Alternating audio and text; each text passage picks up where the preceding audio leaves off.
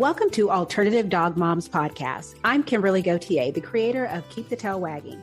For the past 9 years, I've been blogging about raw feeding, pet wellness, and life as a crazy dog mom. I've seen massive improvements in my dog's health since I started raising my dogs naturally, and I'm passionate about sharing my experience to help other pet parents. I'm Erin Scott.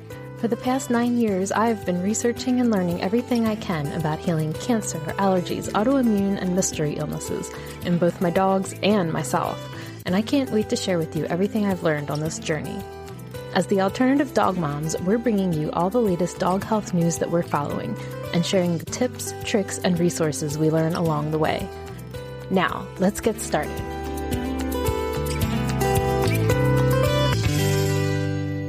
Hello, Kimberly. Hello, Erin. How are you? Pretty good. I'm taking a Facebook break. I saw. The first day was very hard, and I wanted my Facebook page back, and I was convinced that it was going to be gone forever. The second day got easier, and now I sort of don't want to go back at all. Oh, wow. I have zero stress, and it's so nice. So it's so different, Instagram versus Facebook. It is. It's a different feel, a different energy. People seem to be more supportive on Instagram. People aren't wasting their time. I'm sure there are the people out there who just like to troll. We'll never get away from that. But I feel like with Facebook, I feel like it's a great idea, like having groups where you can be in these groups and with like-minded people.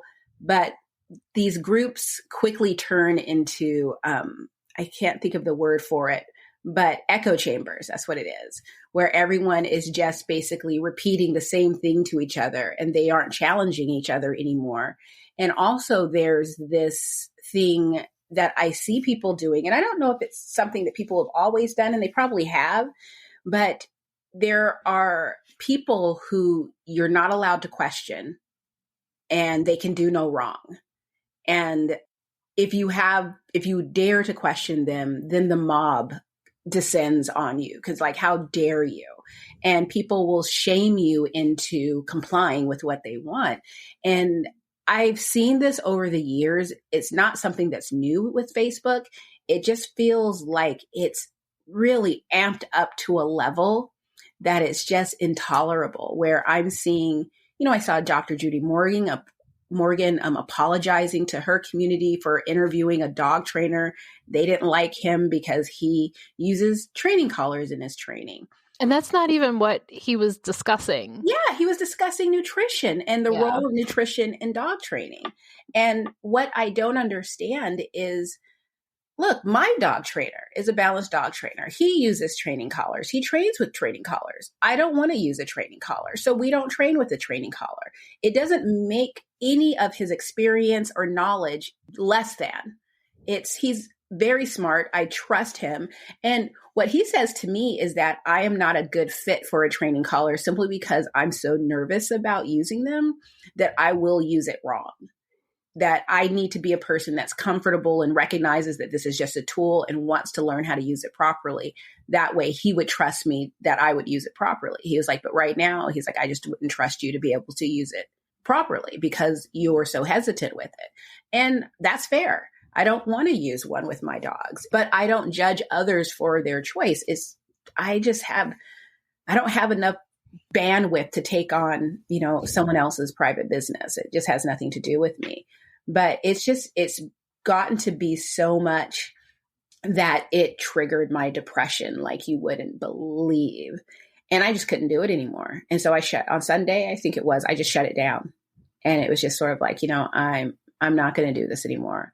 And I don't want to shut it down completely because I have like over 12 years of memories on this page. And I know that I can download it all. And I have actually downloaded it in the past.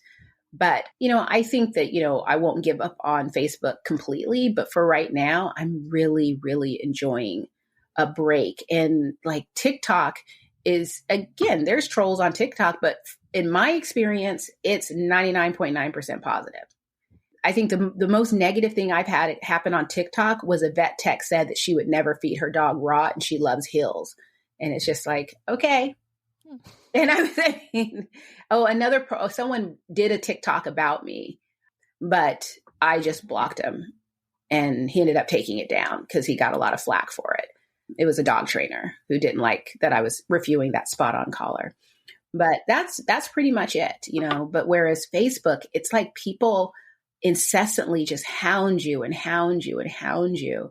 And I sometimes want to ask people, when you're saying all these nasty things to me and attacking my character, how do you see this ending? Do you see this ending with me changing my mind and accepting your stance on things? Or are you just trying to see how far you can push me until I block you?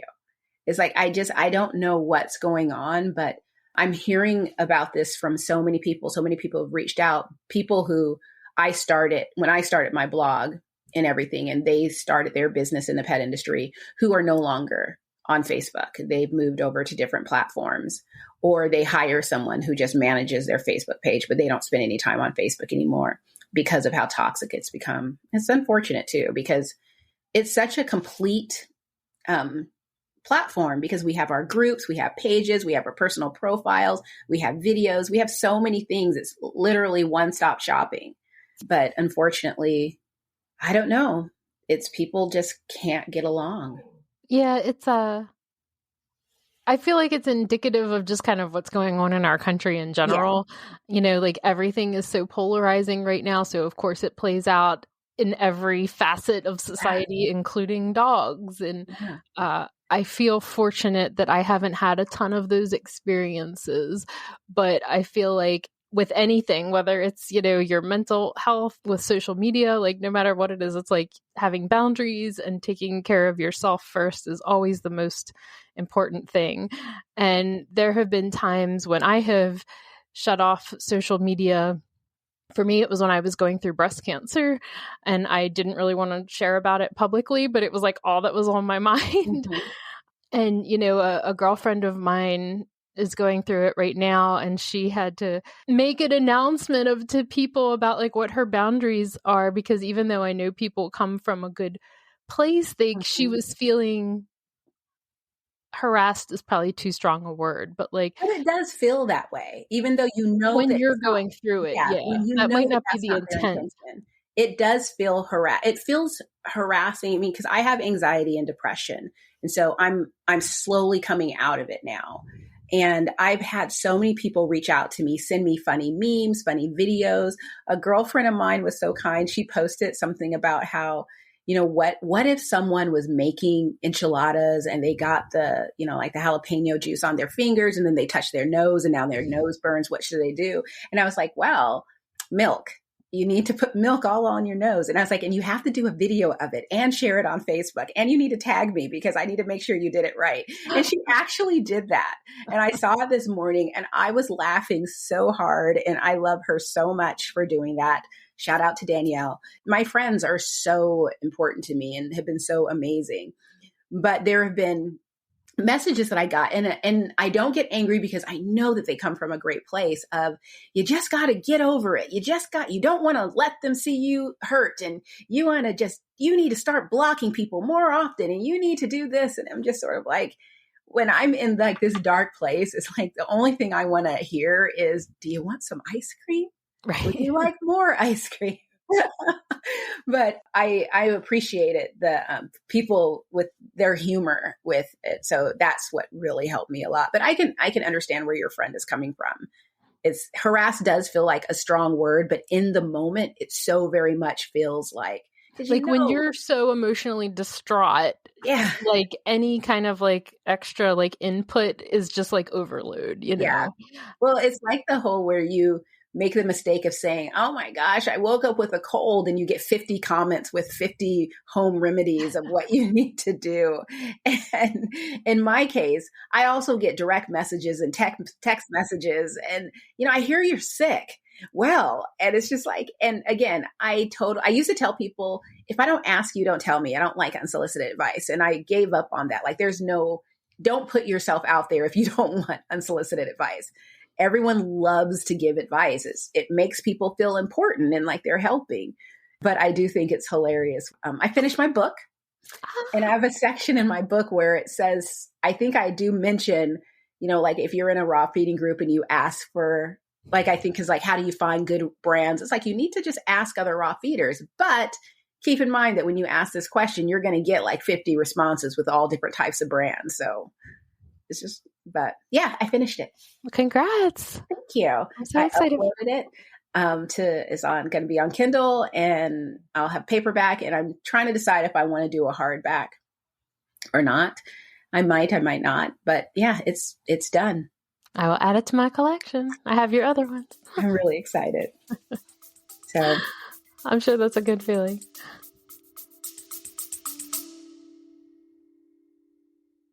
Hey, quick question for you. Are you someone who wants to be fit, healthy, and happy? And what if I told you you could get your dream body by simply just listening to a podcast? I'm Josh. And I'm KG, and we're the hosts of the Fit, Healthy, and Happy podcast. Listen, we get it. Fitness isn't easy. Carbs, no carbs. Just stop, okay? It doesn't have to be that complicated. And that's why we made this podcast. We get straight to the facts so you can become your best you. So the way to check us out is click the link in the show notes or search Fit, Healthy, and Happy podcast on any of the major podcast platforms. We'll see you soon. So tell me about Neno. What's the deal with the thyroid, and what are you guys doing next? So, oh my goodness, this has been like quite a drama over the past week. We just got the results today. I didn't have any idea it was going to take that long. And neither did my vet. And I feel like I kept saying, did you hear anything yet? And then she was like, probably like harassing these poor people at this lab in like Michigan or something. And, like, I'm sure they're all very happy to send the results. So I have the results here in front of me because I wanted to be able to speak intelligently about like how his results compare to the normal range. So it measures the T3 and the T4 thyroid hormones. The T4 range of the normal range is from 9 to 52. His was 0.0. Wow. The T3 normal range is 0.8 to 2.1, and his was 0.4. And then the free T4, the normal range is 9 to 39, and his was 2. So all of his stuff was extremely, extremely low.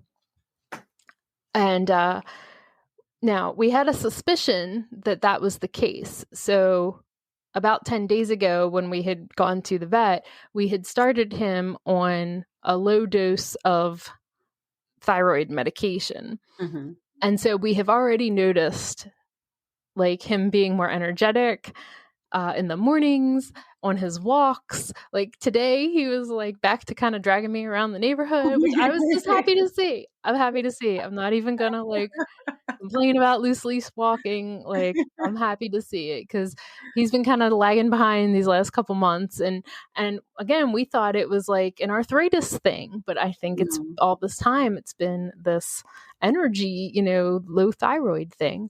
Now, my vet is somebody who, I guess, you know what, we need to have somebody come on to talk to us about Plechner's syndrome one day, because my vet, like, I feel like it's something vets either believe in or they don't, and my vet does believe in this Plechner's syndrome, which is like, instead of just looking at thyroid, it's like looking at all of the hormones in the endocrine system and how like this pattern of how they all get off. So she is looking at doing just some additional support, probably with like the standard process brand of products, like doing some extra glandulars, or I think they have kind of like a whole body support thing. But she wants us to, she has now increased, now that we have the results, she has increased his dose of thyroid medication. So she wants to see how he does on that.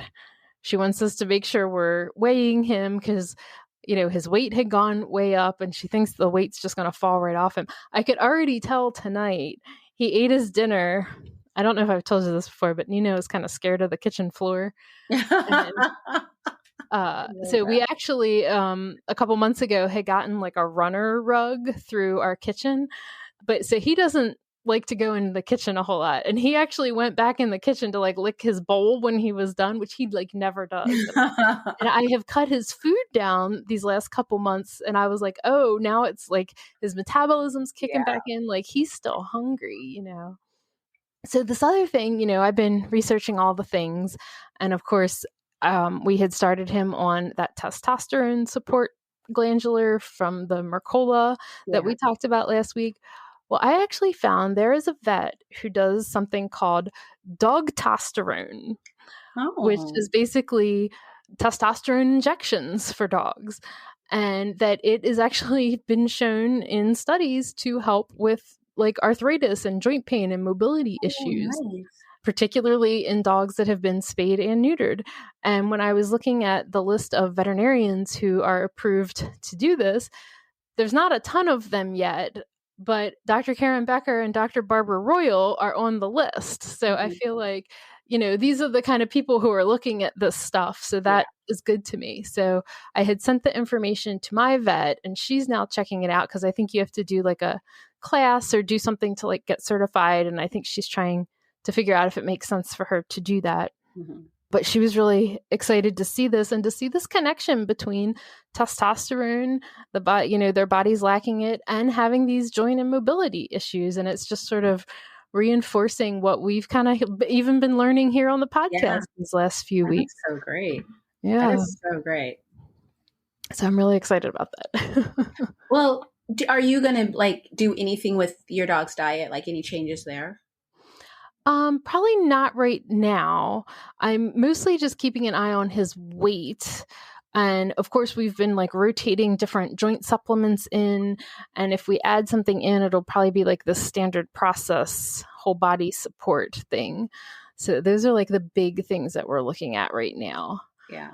But I'm starting to worry just a little because I already am starting to see him get hungrier. I want to make sure we're balancing like what's a good amount for him to eat versus, like I don't want to starve him, but we got to get some of this weight off him. And I had cut his food back that now I'm like, do I go back to his normal amount or?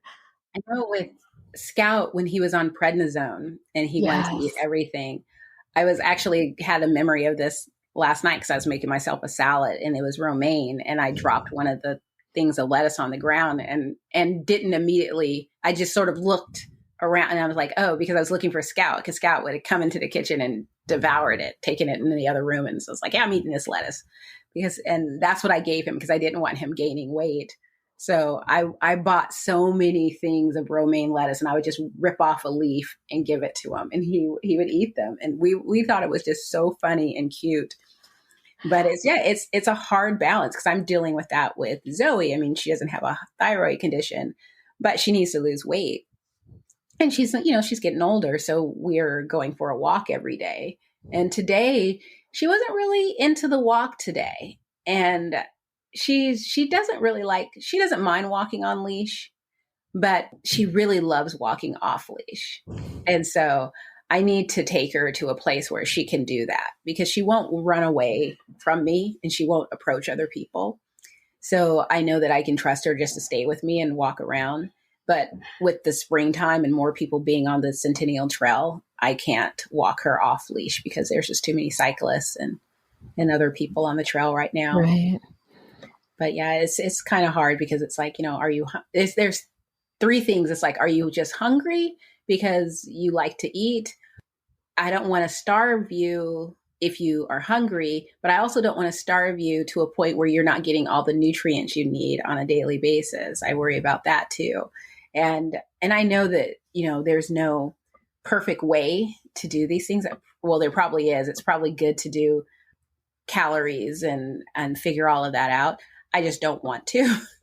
So I just try to be smart about what she's eating because I also give her treats and stuff. And so I'm really careful about the treats that I give her. And if I'm training on that day, then it just means that I'm going to reduce the amount and pray that I remember to do that. Because I tend to get into where I get into this single mode where I'm not really thinking, I'm just going by habit. And before you know it, I've fed everyone. Like I was going to add eggs and I forgot to add eggs and I've already finished the meals. I don't want to readjust everything for an egg and I don't want to put an egg in there because I know that I won't remember the next day to decrease anything. So it's just, well, I guess you guys will get eggs tomorrow. Never mind. Yeah, Tim and I were talking about should we do the thing where you're like adding some green beans or something if he starts getting hungry? But Nina is very funny because he's like pickier than like pretty much any other dog that we've had, especially about any kind of like vegetables. So I think we have some green beans in the fridge for us. We're going to see. He would even eat them because he's very like sometimes like Penny would eat like pretty much anything except like raw spinach, I think. I don't blame her. And like she went nuts for carrots. Like, and so anytime we'd be like chopping up carrots, Neno sometimes he'll like take it and he'll just like grab it like between his lips and then like take it in the other room and then be like, no thanks, and just leave it, and he's very I love it when dogs funny. Do that. And it's like, and then sometimes he'll eat them. And it's like, there was literally no rhyme or reason to like whether he would eat them or not. Same with like blueberries, like frozen blueberries. Sometimes he would be like, eh. And then it would like get all gross and leave like stains all over the floor if he spit them out, Yeah. So yeah, he's very funny with that stuff. Always funny. She loves her green beans. That's a no-brainer. But for a lot of other things, health-wise, she's not interested in it unless someone else is interested. Yeah. Won't eat it and she'll just drop it. And it's funny because she'll just drop it, but she'll still be looking at me like, I'm still waiting. Yes. My treat. That wasn't it, but I'm waiting for my treat. And the other dogs will start taking her stuff. And eventually she'll just be like, okay, I guess this is what we're eating. So I'll take it. So. Oh, I learned something else kind of interesting the other week that I wanted to mention from the Inside Scoop group. They were interviewing Dr. Steve Marsden, who is going to be at the Healthy Dog Expo in Albany. And of course, my veterinarian loves Dr. Marsden. And he just mentioned something that I'm like totally been nerding out about and can't wait to see. And he was saying that, you often hear veterinarians say things like, oh, we don't know whether feeding fresh food is better health-wise. If there's a dog that has cancer, we don't know whether a diet makes a difference. Mm-hmm. And apparently they're doing a study about that. Oh, wow. Dr. Erin Bannock, we always talk about Dr. Kendra Pope being one of like 4 integrative oncology veterinarians. Dr. Mm-hmm. Erin Bannock is another one. And Dr. Marsden is working with her, and they have this study that's been going on for a couple years looking at just that, looking at diet and how dogs going through different treatments respond to that. I wish I would have known because I would have sent them Scouts information. Oh, yeah. So he said that it's not quite ready to be published yet, but I'm very excited to find out more about that. Yeah, that'll be really interesting. It'll be really interesting to see how people interpret the study, because one thing I've noticed is depending upon what side you're on, you'll see different things. So, I mean, because it's whenever I see someone say, oh, they're cherry picking, and it's like, but aren't you too? Because you're just pointing to all of one portion and you're not considering. And it's like, it's all very interesting. I think, at least, I think it's all very fascinating because ultimately I just look at the dogs in front of me and the dogs that, have since passed that, that's proof enough for me, but I can understand why people want more. I mean, to me, I think it helps just to get more veterinarians on the side of feeding fresh food. That's sort of like my excitement. But when it comes to just having people accept, like people who are new to raw, because I every now and then I'll get someone who says, can you send me a list of studies that prove that this is okay? And I kind of want to reply, can you send me a list of studies that tell me that kibble is appropriate? Right. I mean, do you ask that when you go to the pet store? No, it's like you just take it by fact. And I'll even tell people, it's like, yeah, you can find some information out there. There's not a lot. And, to me, it's like, some people will say, oh, there's tons of studies. And I used to say the same thing. There's tons of studies. But I think that the studies that are out there and available, they're all addressing one segment of nutrition. It's not a full story. I think the closest thing we have is Long Living Pets research, and he hasn't actually released anything. So, but we'll see. Someday. So, Darwin's. Ah. So Darwin's got in trouble with the FDA, and Facebook went crazy for a few days. And I had people reaching out to me because they know I feed Darwin's and wanted to know my thoughts. And I had no thoughts. I actually wasn't going to address it at all. I literally don't care what the FDA has to say about Darwin's. And it's funny because it's not that I think that the FDA is super shady or that they're liars. I just don't trust anything that they have to say about pet food, simply because, like for instance, they're allowing some brands, and not just with pet food, but just pet products. Some brands are allowed to call themselves organic when they're not organic, or because they have, 2 organic blueberries in it. I think that that's misleading, and that shouldn't be done. When you hear about, and I don't know if this is the FDA or the USDA, but I think it's the FDA, where they're talking about, they're not going to make people put like country of origin on packages of meat.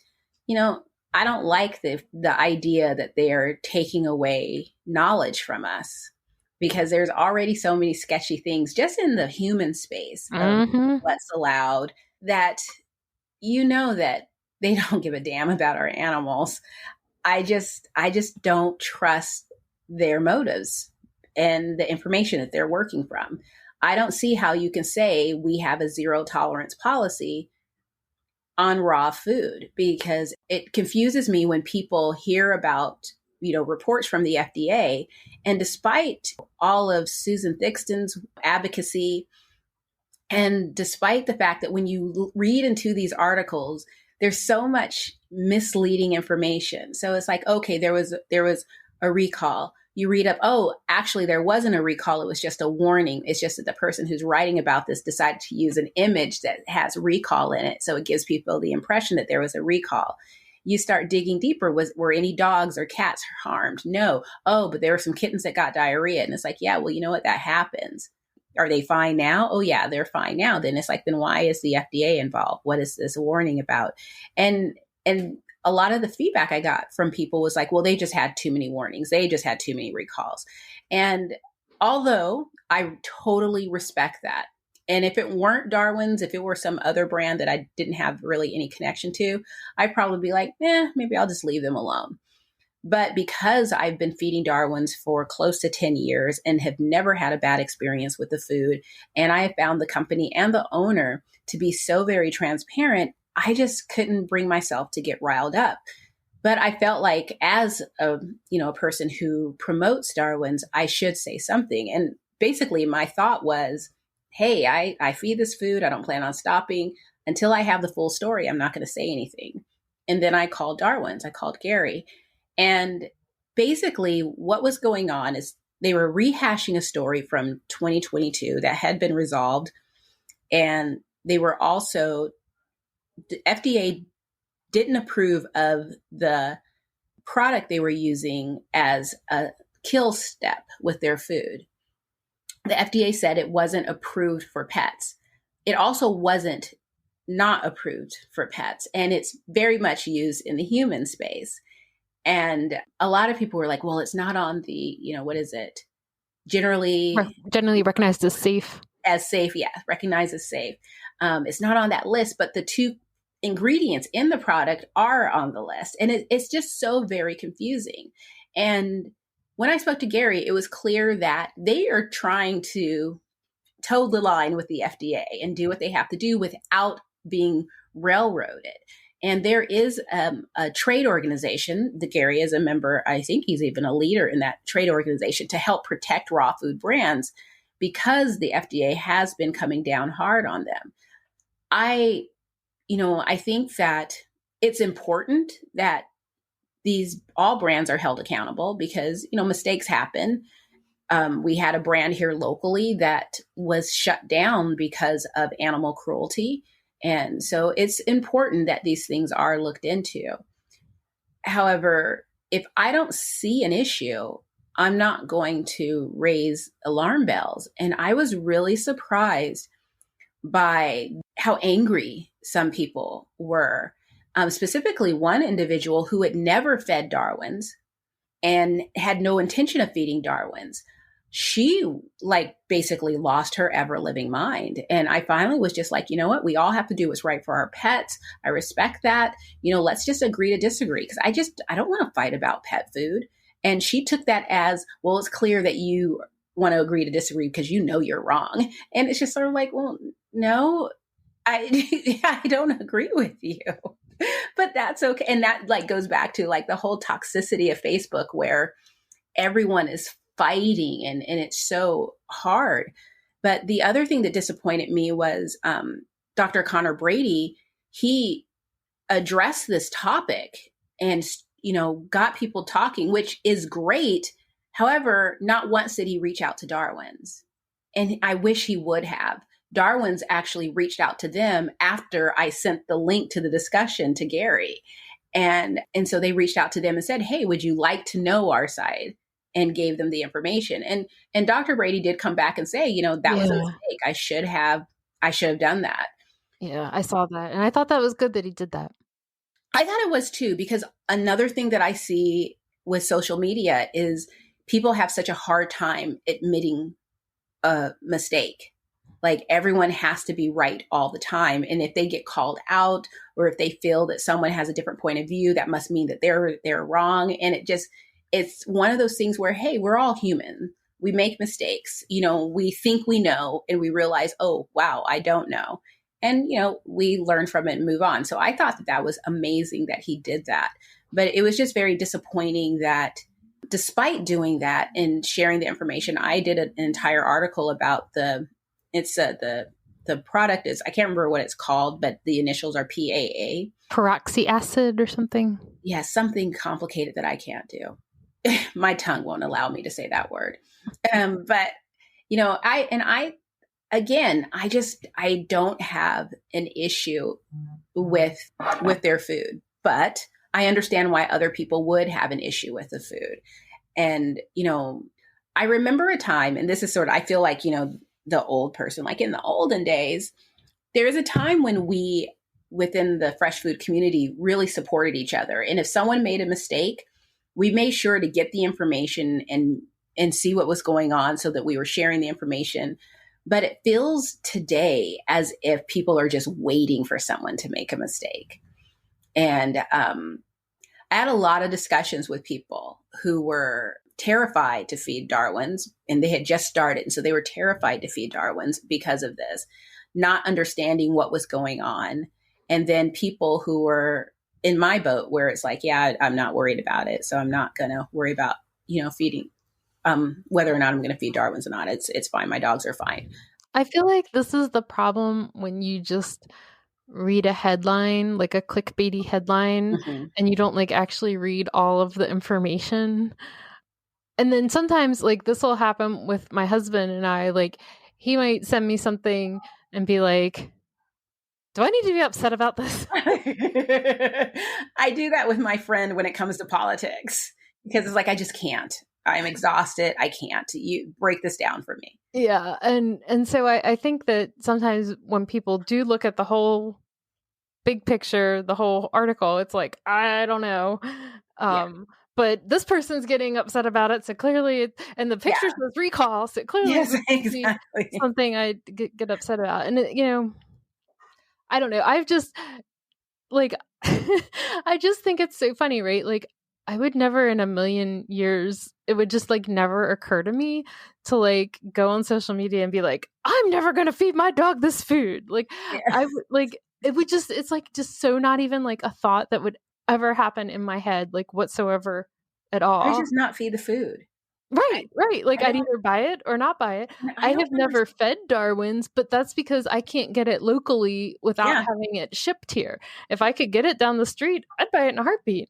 Well, and I think the thing about it is I think that when people do that, they honestly think that they're doing something. Like this is their advocacy. They're letting a brand know that I am not happy with what you're doing. I'm not happy with your brand. And they're hoping other people see in the comments, oh, look at all these people who are unhappy. Maybe we should look twice at the brand.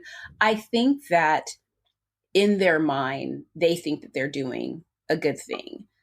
The reason why I don't do that is because being on the side of a businesswoman, when I get messages that say, I'm not going to follow you anymore, I don't care. I don't know who you are. And you are one person. I'm not here for you. I'm not here for attention or for follows. I'm here because my dog got sick. The veterinarian wasn't helping me. I had to figure this stuff out. And then my thought was, oh my gosh, this is so hard. I wonder if other people are having a hard time too. Let me start writing about what I'm doing. That's all. And it's one of those things where I can go away tomorrow and it will not change my life. And if they leave, if someone stops following me, it will not change their life. It will not change my life. So I don't see the point in announcing these type of things. I think the better process or the better step, if someone actually does want to raise awareness, is instead of reaching out to people and trying to get them to wave the red flag or leaving, snarky comments on a brand's, social media, actually start sharing your experience and your story. Actually start educating yourself, because you don't need to go and build a website to do this. You can do this with a Facebook page or just with your profile. I've seen plenty of people build a following just because they were sharing information that they used. Yeah, you can do it right from your phone and make a video. Yeah. And just start talking about it. And I think it's funny because I don't know if you can hear Johan, but whatever he's laughing at, it is not that funny. I thought something was wrong. I didn't know that was a laugh. That's him laughing. And it is not that funny. And it's just, it's just like, it's so unnecessary. And if I were near the stairwell, I would holler down to him, knock it off. You know that I'm up here. You know I'm up here recording. I've spoken to you about this, but he's convinced that he can't be heard. He doesn't think, when I go down here when we're finished and I tell them, yeah, we heard you the entire time. He'll be like, what? You did? He'll be completely shocked, but at least he's happy. But yeah, so I think that, I wish more people would take the time to start sharing information. And I know it's scary because when you put yourself out there, you open yourself up to criticism. But I have found that if you stay in your lane and you set clear boundaries, it's not that bad. It only gets that bad when you just basically, I think for me, the past couple of weeks, my father-in-law died. I've had so much happen over the past 3 months. It's not even funny. And I'm just exhausted from it all. So social media break. And congratulations to you for recognizing that in yourself and doing what you need to do to take care of yourself, Yeah, I had no choice. It was a really hard decision to make because it was just sort of like, it's not that I don't know what I was afraid of. Maybe I was afraid of what it would say about me. Like, because a friend of mine said, if you go away, they win. And a couple people said that. And I was like, yeah, I get what you're saying, but I can't see it that way, because if I keep pushing myself, a woman that I really respected and admired used to be a leader in the fresh food community. And one day she just got fed up and left, and she never came back. And I kept thinking, oh, she'll just take a month off, or maybe a few months, or maybe she's traveling right now. And I just kept waiting. And it's been like 5 years. Wow. Yeah, she never came back. She said she doesn't want anything to do with the fresh food community anymore. It's too toxic. And it was both the fresh food community and like just social media in general. And she left. She bounced. My husband got off social media 3 or 4 years ago. And yeah, he's totally fine about it. Yeah.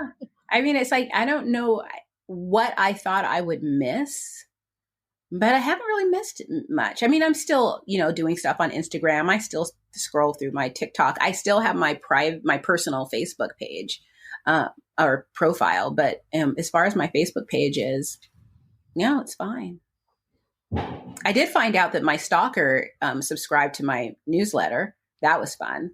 So I had to figure out how to block her from my newsletter. God, that woman will not go away. There are some strange people out there. Yeah.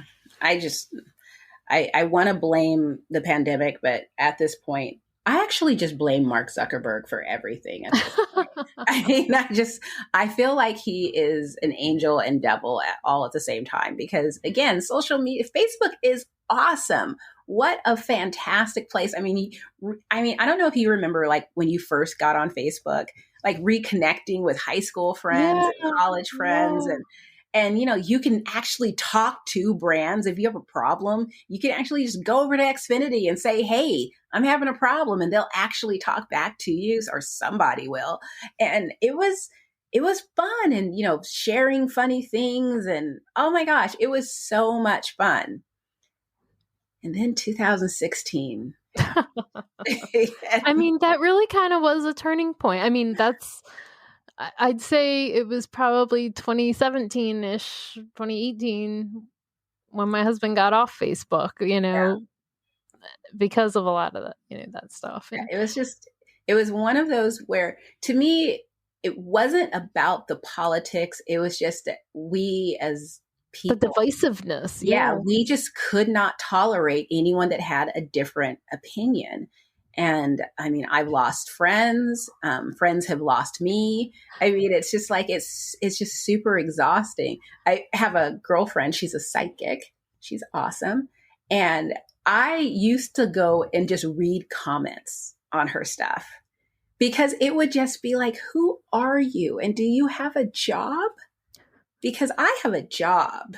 And although, there are so many things going on social media that I don't agree with, and I just, I have opinions about, but I so don't have the bandwidth to remember to stop and think out a nasty comment, but I don't know. It's just, it is what it is. I think ultimately, for some people, they're angry about something and they need to get it out. And gosh, it's got to feel good to just get it out sometimes. So I had a funny experience with my dad recently. I love my dad. I really do. I have awesome parents, but they're also, like anybody you love, there's things about them that drive you nuts, right? So I have a cousin, or she's like my cousin's daughter, second cousin. I don't know what you call that. And she's about 30. And she's lived her whole life up in New York, Rochester, upstate New York. And she recently moved to Baltimore for a job that she got here. And she was asking me about places to live. And so I had given her like a couple areas, and I had actually kind of gone and like done a couple drive-bys of places for her. Mm-hmm. And then it ended up that she ended up moving somewhere totally different than any of the places that I had looked at for her. And she's living like in Baltimore City, and it's kind of like a very like trendy, hip neighborhood.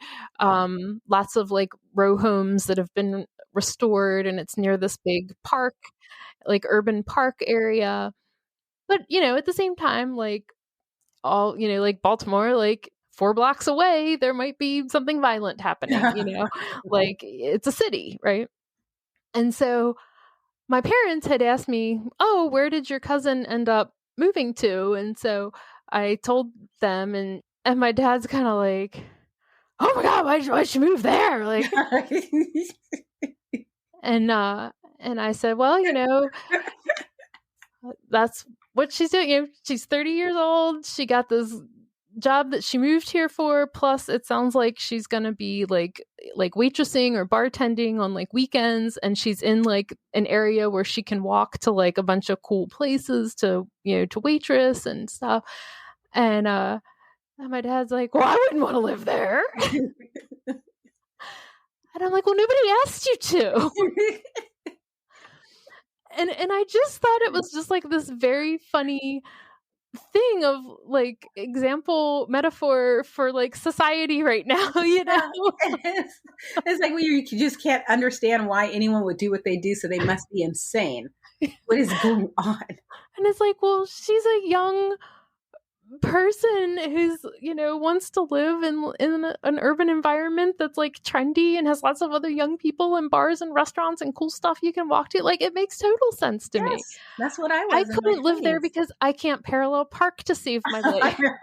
I'm a county girl. I need a parking lot. I need a driveway, but hey, like, I get it.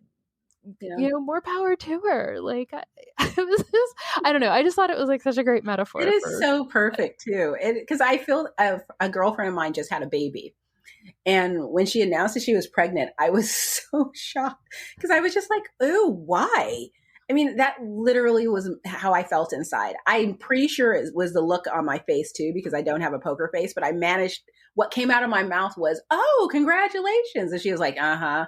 And I'm like, I tried to congratulate you. I was like, I'll hold the baby once. Otherwise, it's like, I don't really want anything to do with the baby until it can start talking. Then we can have some conversations.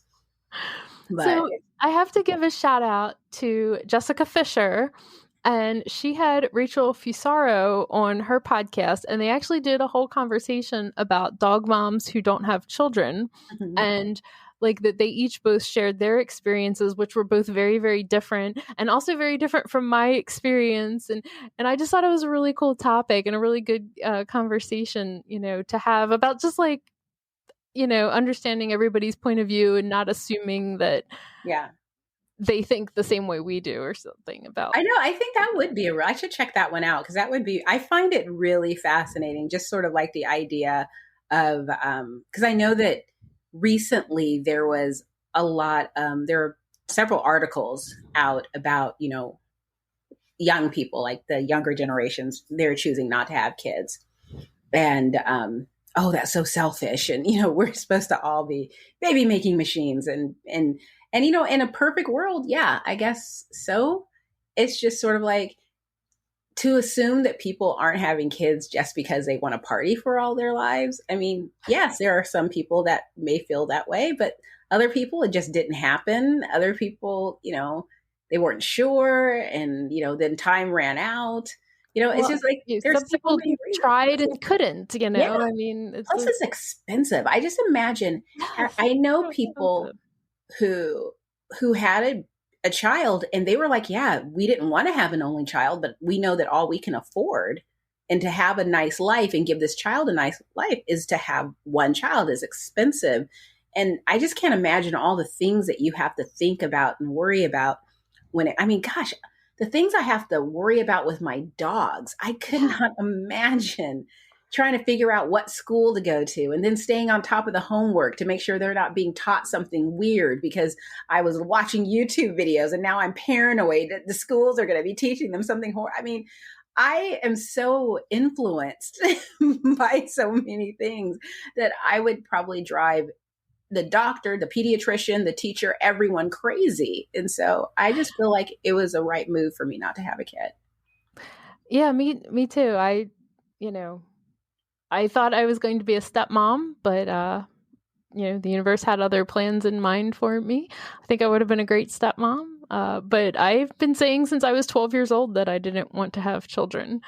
And honestly, like going through all the health issues and things that I've gone through, like I'm so glad I'm not passing anything on to anybody else. You know what I mean? There's that. And then like going through health issues and still having to take care of a family has got to be so much and so stressful. And God, there's just so much to think about. And I mean, gosh, I have so much respect for people who do have children and manage to do so and happily. I have a stepson. He is awesome. His mom is amazing because I just got to be the fun, cool aunt basically all his life. There are days when he got on my nerves, but for the most part, he was the best kid anyone could ever ask for. And he was up here this past weekend and we were hanging out. He's just so cool. But my parenting that was perfectly what I needed. He would ask me very inappropriate questions that he was too afraid to ask his dad and his mom. And he would do so in a public environment, which people would notice. And I would have to answer those questions because I didn't want him getting the answer from the wrong place. And thankfully, this was pre all of this stuff today. So no one called the police when they saw, me with this blonde haired, blue eyed child having completely inappropriate conversations in Target. Mostly parents would feel sorry for me and, tell me, oh, you did a good job with that answer. And I'm like, I feel like I'm going to break him. And they're like, no, they'll be fine. One guy told me, he's like, he probably knows most of these answers. He's just asking you to confirm them. And I was like, what? And they're like, school bus. And I'm like, what? What are they doing on the school bus? Oh, yeah. The school bus is horrible. Yeah. So that's what, yeah. So, but his mom was like, he's an amazing kid. He has a very great parent. So I have a girlfriend who's the same age I am, which is, several years into our 40s now. And she has a 3-year-old, and she had been told that she couldn't have children. So it was quite a shock to her to find out that she was having a child while she wasn't getting divorced. So she's essentially a single mom. And, and he's like such a great kid. But so he's 3, and he was in this like daycare preschool place. Like, it's not official preschool, Yeah. I think it's still considered daycare. It's like he just turned 3 like a couple weeks ago. And he got a call because he was sent to the principal's office because he wasn't taking a nap at 11:30 in the morning. And she was like, but he's not tired. And, and they're like, he's like singing to himself and disrupting the other people. Like, he's not getting up and running around. He's staying on his little cot, but he's singing to himself. And they sent him to the principal's office for this. And the principal then ignored him.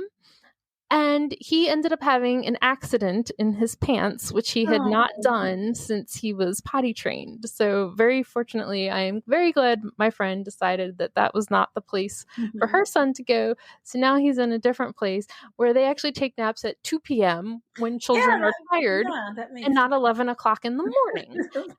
And I was just just hearing her talk about this, and I'm just so shocked. And the amount of money that you're paying for these things, and I'm like, there's just no way that I could have juggled all of that. Sorry, but Mother's Day and Father's Day is just not enough. No. It's not enough. The tax rebate and stuff, it's not enough.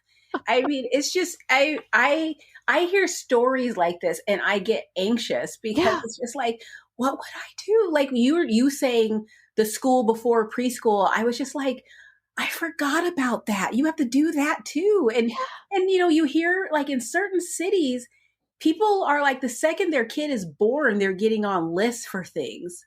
And it's just like, what are you talking about? Isn't there just a place down the road that you can just drop your kid off at? Isn't there, because when I was growing up, someone on our block didn't work from home, but they were at home all day. I just had grandparents, like my grandparents. Yes. I mean, God, I remember when I was old enough to ride my bike clear across town to go to my grandmother's house. I mean, it's just, Times are so different now. I know. It's like, it just makes me want to call my mom and just go, I'm sorry for the teenagers. I know. I really am. Like, now I know why you're so miserable all the time. Sorry, I was so cranky. It wasn't always my period. Thank goodness for dogs. I mean, just thank goodness for dogs. I know, they're so... can be dog moms. Oh my God. Bella is such a dream. She has destroyed 2 shoes now. She has learned that there is something on the inside that she can rip out and then rip apart. So she's destroyed a pair of my shoes and a pair of Johan's shoes. What's funny is I go to her and I go, Bella, no. And she stretches her legs out to touch my feet. And she puts her head down like that. And it's so cute. And I have to stay firm. And I take the shoe away and I give her a toy and we play with the toy. And then I think, okay, we're good. And I'll go back to whatever I was doing. And then I see her walking by with another shoe in her mouth, going back to. She's also learned that you can pull the carpet threads out. So Oh, there's a little area in one room that has a little circular where she was pulling the carpet threads out. But she's such a sweet, clever, smart girl. It's just, oh my gosh. She is not socialized at all. And I need to get on that. And so I've spoken to a friend and we're going to start doing pack walks. okay. Because I need to get her out. I'm terrified to take her to like Home Depot. I feel like that's too much for her because when she gets nervous, she piddles. Mm. And, so I'm going to start with outdoor places. So I think it's not going to be raining all day tomorrow. It's probably not till tomorrow evening. So I plan to take her to this place called Twin Lakes and let her just let's check this place out. We're going to see how she does. But I got to get her out of the house a little bit more. So I'm investigating something for Neno. Okay. I found out about the dog sport of barn hunt from my friend Tori Mystic. And this is where dogs go to a barn and they are sniffing out rats that are humanely contained in these things, so the dogs can smell them, but no rats are being harmed. The rats are very well cared for. They're not being terrified. They're not in like, oh my God, he's coming. Yeah, and they're not going to like touch me or anything. Yeah, and so I actually found out that there's a place not too far from us that does that, and that we can go and even schedule just like a private time where it's not like a timed, it's not a competition. There's not other people around.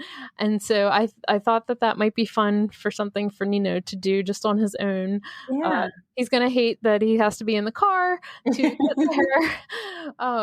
But, I thought, I at least wanted to try it with him once, so yeah. I'm trying to get that scheduled. So. Oh, that sounds so much fun. I told you I was trying to do scent work with Bella, right? Yeah. Yeah, so I've been doing that. I haven't done it a whole lot recently, but she really loves it. And our grass is now in some areas right at a perfect height to hide the hot dog. So I wanted to get he out loves there. Those games. Like we do that kind of stuff with him, and he's so good at it. And he loves it. And I've always wanted to do something with him, extra to give him a chance to sniff stuff out because he's so good at that. Yeah, that is so awesome. Well, we have to talk about green juju. We do have to talk about green juju. Okay, so I did know that they were going to come out with a food because I badgered Billy and told him if he was a real friend, he would tell me. Although he told you after our podcast, we had finished recording the podcast because you were bugging him during the podcast. I know, I was just like, we were really friends. And then I just thanked him for telling me, even though I was trying to manipulate him, and he thought that was funny. But what's funny is that it never occurred to me that they would come out with a food. And I've been asking them for years, do you think you'll come out with a food? And they're like, I don't know. We're looking at all types of different things. I'm trying to think of the things that we came up with in the last episode. But I thought your guess of base mix was really good. I thought it was too. And so I asked them, can we get a base mix? Can you make a base mix? Can you do that? But it makes sense. And I love that they came out with not just like one or two, but they have like a whole line of proteins. Yeah. This is like amazing. And I love it because for me, I would not use their food for my dogs because I don't like little pellets, but I would use them as training treats. So instead of doing a meal, we're going to train and we're going to go through this, not this whole bag, but a good portion of this. And this is going to be your meal. And I was just thinking about that. Like, I bet you I can go look at the bag, see how much, like for a dog, how much would I feed them in a meal? And then separate all of that into individual Ziploc bags and use that as training treats instead of their full on meal. And I'm just so excited about that. But yeah, the fact that, if you follow food energetics, then you can stick with the rabbit and the pork. Yeah. Beef is neutral. I mean, it's just a really cool thing. I love that there's so much variety. Next week is Wild Wednesday at my local pet store. So I'm excited to see if they have it on the shelves. If they do, I will buy a couple bags. I didn't see, but I'm pretty sure it's for dogs and cats. Yeah, I believe so. So if anything, I'll feed it to my cat because he is on, like, he's only eating one food right now. And he really needs, I like to have him branch out to try different things. And I need to get him, I usually go back and forth between Quest and small batch. And I've let him just eat Quest for way too long. So I need to get him back into small batch. And I would love to put green Juju in the rotation as well. But it's just it's crazy. It's kind of cool to see Kelly go from making this veggie mix, this smoothie that she made for herself and then just started giving it to her dog type of thing, to this. It is, I'm just so excited. And so, yeah, it's huge. I'm really excited for them. I know I was thinking it would be great for when we go to the beach or something and I can, instead of having to lug, 2 dog coolers worth of food, with us, like this would be much easier. Yes. And I also love it for people who are new to fresh feeding and want to try something and it kind of looks familiar to them, like I think it's great for that too. Yeah. And just to rotate it, every once in a while, like throw something different in the mix, I like that idea. I think it's really exciting. So yeah, I was blown away that that's what they're doing. And I'm really excited about it. So I'm curious. I'm always curious to know what they'll come up with, because I think Billy and Kelly, their heads coming together, they just come up with the coolest things. And you know that they're thorough in what they're going to do. It explains why, they were looking more into HPP and changes. And so it's just like, that should have been a clue right there as well. But I really thought it was going to be a base mix.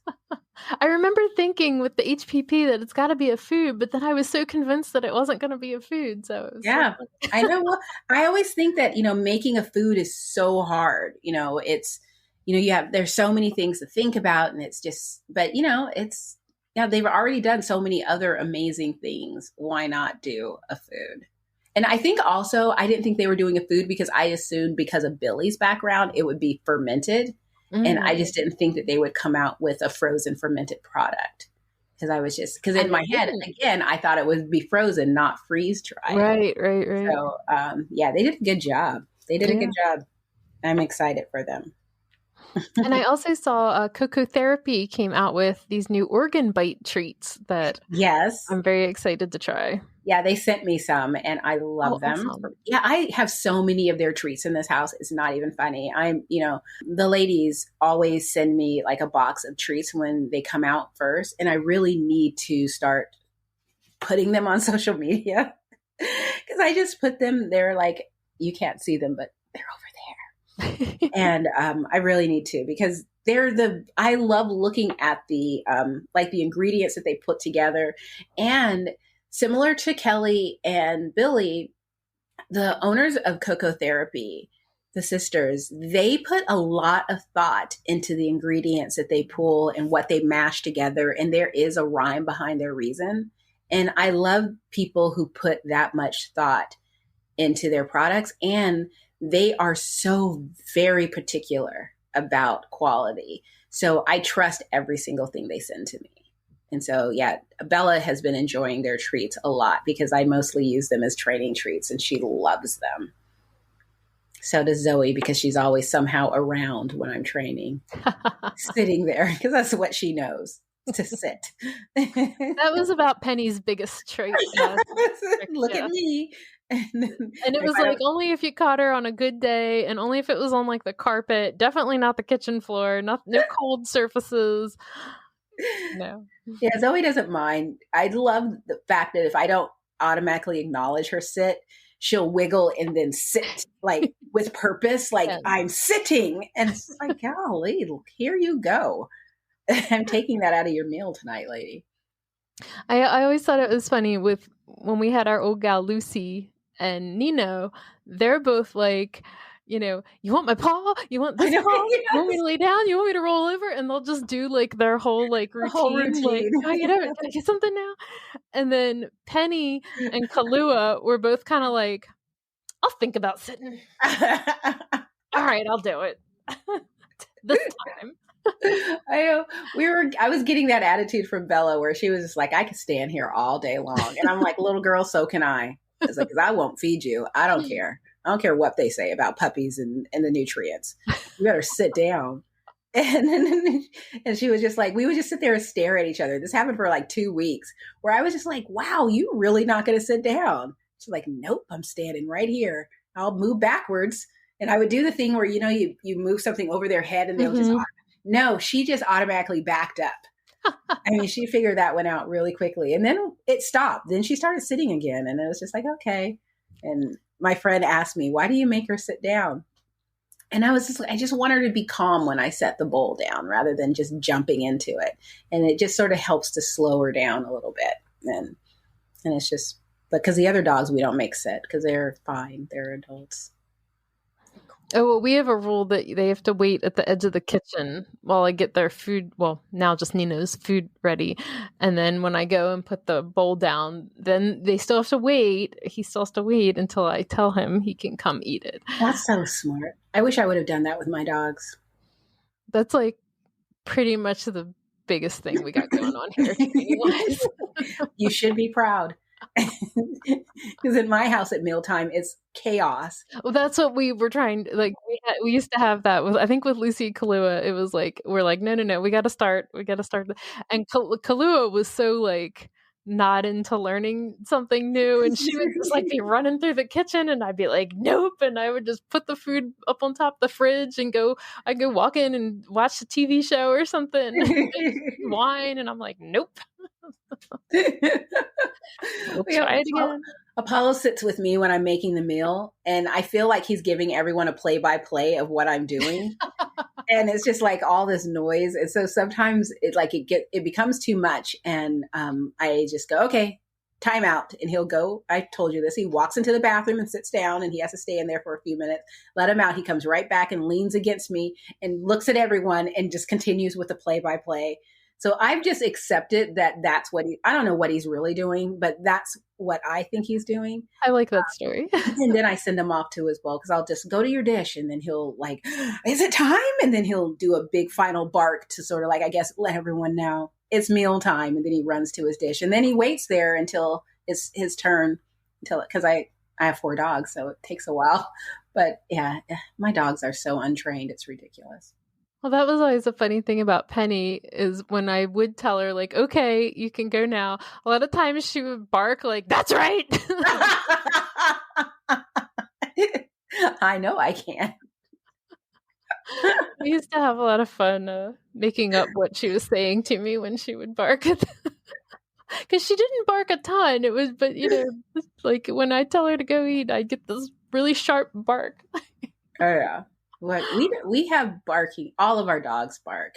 Zoe is the worst because she barks as she walks. And so every step requires a bark sometimes. And it's just like, and she's letting us know someone's at the house. And it's like, yes, we know they're here. They've come inside now. And you're still telling us that they're here. We need you to stop, please. And so, but she's so hilarious. Neno is so quiet. Yeah, the other ones they bark, but they're just not. Zoe's the one that's just like, oh my God, Zoe. And then she's like, okay, just letting you know. A leaf blew by. Yeah, Penny was like a little more the one that would bark if somebody came up to the house, the delivery people or something. And Neno, like, he'll sit there and watch them and you can see him and he's like kind of shaking, like, they're coming up to the door. And then when they get right there, he like runs away. And he has to grab his ball and make sure that his ball is safe and that they're not coming to take his ball. Oh my gosh. It's very funny, but he's very quiet. It's still so weird just how quiet it is. I think Bella upset someone yesterday when we were walking because I'm walking them and we came across a guy that was walking his dog.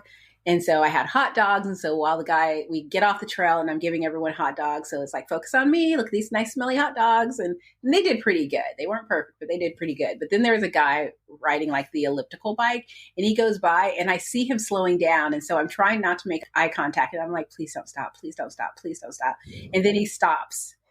And I just go, I'm sorry, I can't hear. He's talking. It's like, I can't hear you because I had earbuds in. My hands are filled with leashes. So I was like not pulling an earbud out because I knew I would drop it on me. I just was like, you got to go.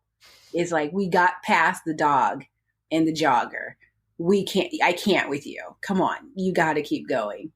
Then he says something else. I don't know what he said, but Bella didn't like it and she stepped up to him. And it was so funny because she had the deepest growl. And I was just like, look at you, puppy. Oh, that was rude. But he did keep going. I have no idea what he was saying. I think he was worried that my dogs would come after him, but I had them under control. And maybe he might have said, I usually get things like, who's walking who there and things like that. Yeah. So hardy har har. So I'm sure he probably threw some zingers at me. But unfortunately, it's like I had a bag of hot dogs, 3 leashes, 3 very curious dogs, and earbuds that were barely staying in my ear. And I was just like, you, sir, are too much for me right now.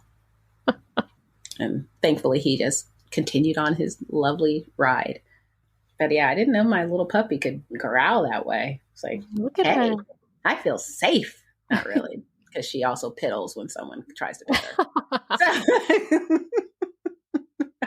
That's still a deterrent. Yeah. Well, it was wonderful chatting with you, my friend. Always a pleasure. Thanks for listening, guys. Until next time.